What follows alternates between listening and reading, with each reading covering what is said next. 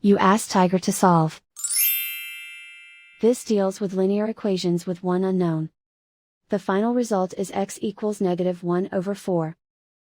Let's solve it step by step. Group all x terms on the left side of the equation. Subtract 6x from both sides.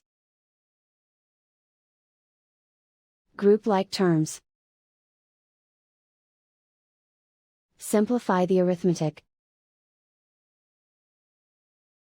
Group like terms.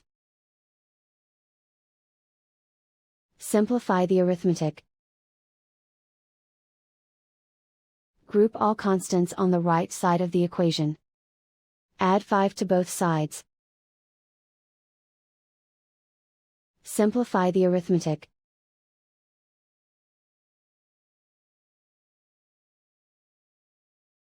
Isolate the x. Divide both sides by -4. Cancel out the negatives.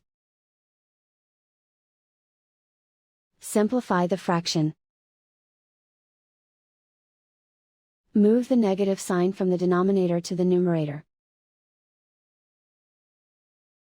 And so the final result is x equals -1/4.